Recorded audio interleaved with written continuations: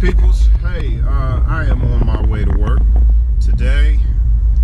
Welcome to Cars in a Fishbowl, here on the channel where we talk about cars, fishing, bowling, and any other thing I might be interested in.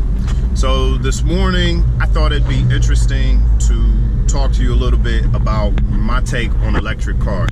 So right now I am rolling in my BMW i3. It is an electric, but I did get the one that has the extended generator, range extender is what they refer to it as. And so with the range extender, I get, well, right now the gauge says 62. Here it is. You can see it on there.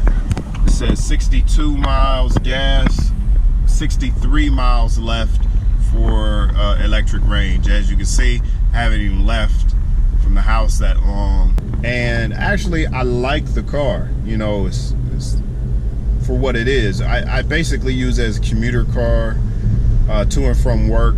That range will get me home, back and forth, you know, from work to home. I don't have any issues with that. Anyways, but here's my thing with electric cars. Now me, you would think that, oh, he has electric cars, so he only, you know, cares about the environment and care about power in cars and horsepower and all that. That is not true.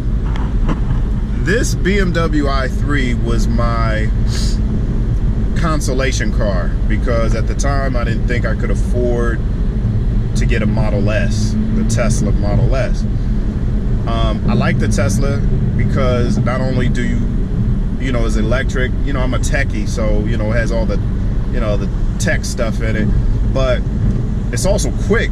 I mean, you can't deny the speed of a Tesla. There's this one dude's channel, I'll put a link to it, I forget what the name of it is, but this dude took his Tesla, gutted it, and the inside, you know, is basically a dragster car. You know, it's got a roll cage, all that, no back seats. I don't even think, shoot, I don't even know if he has a passenger seat in it still.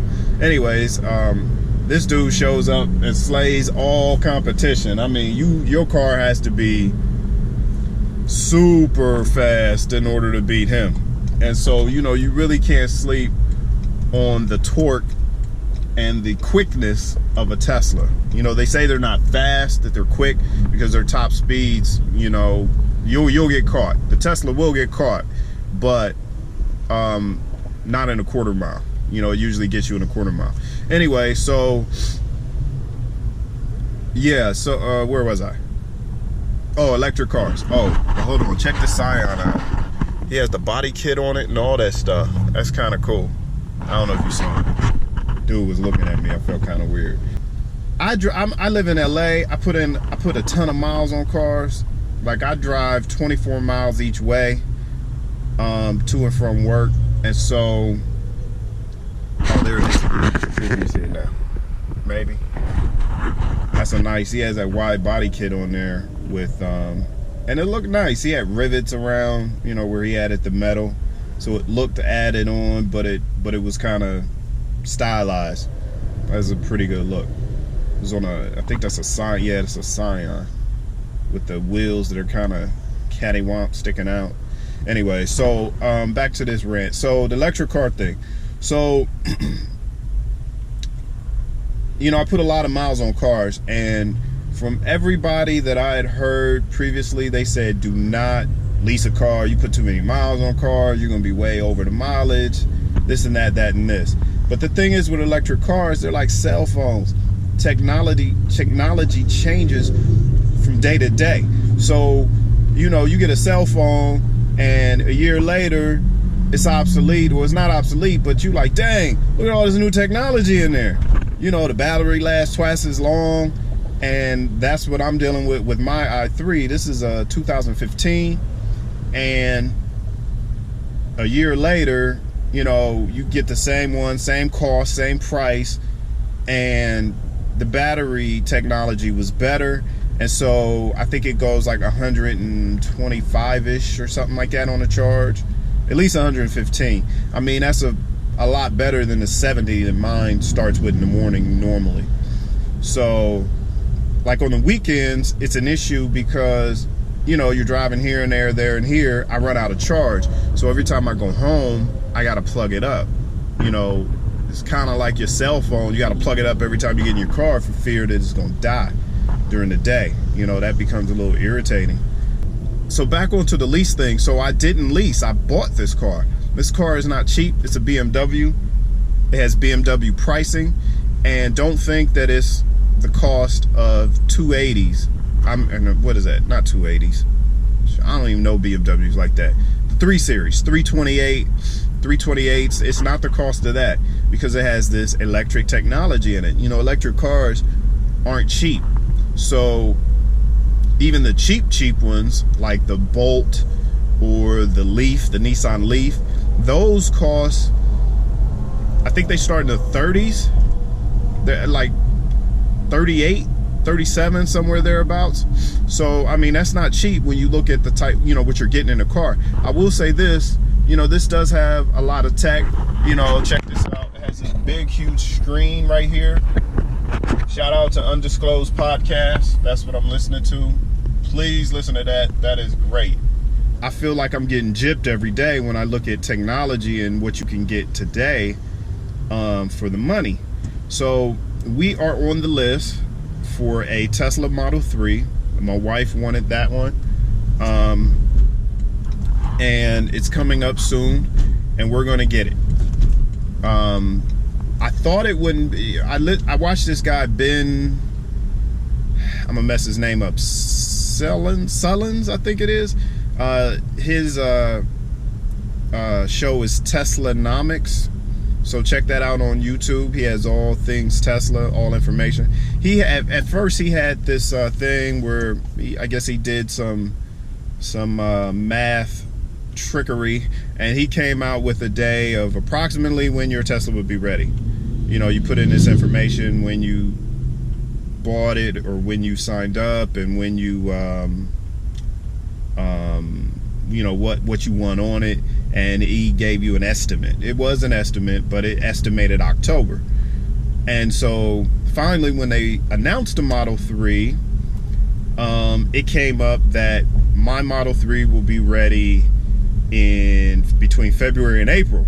And I was like, uh-oh, you know, this car won't even be paid off then. Last time I checked, I was underwater. That's another rant. This thing depreciates like crazy. Hopefully by February and April, well, I doubt if I'll be underwater then. I better not be underwater then. Oh my goodness. So I didn't lease it because, you know, mileage. People were like, oh, you're gonna get killed with mileage, da da da da da da. So hindsight being 2020, I decided to look into leasing for future reference.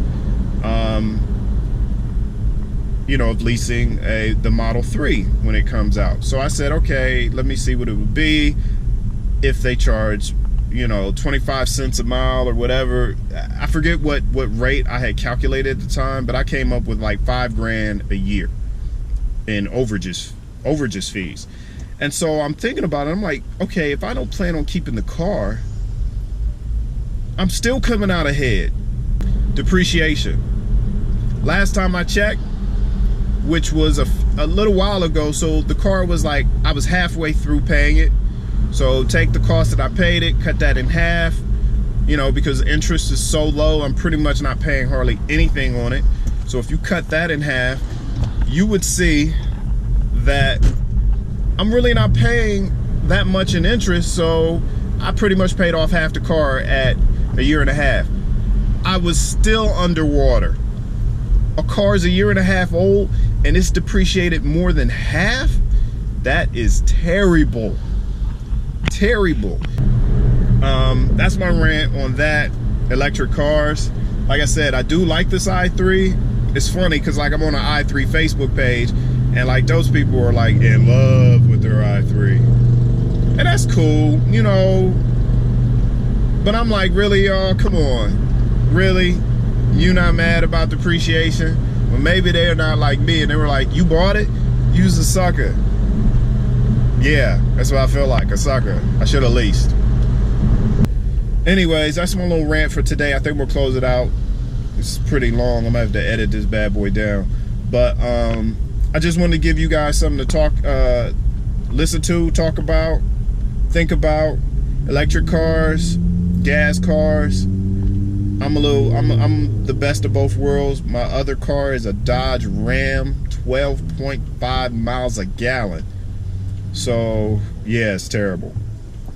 But I like the truck. You know, it's nice having a truck. When you need one, you don't have to go, you know, rent one or find somebody with one. It's a nice truck.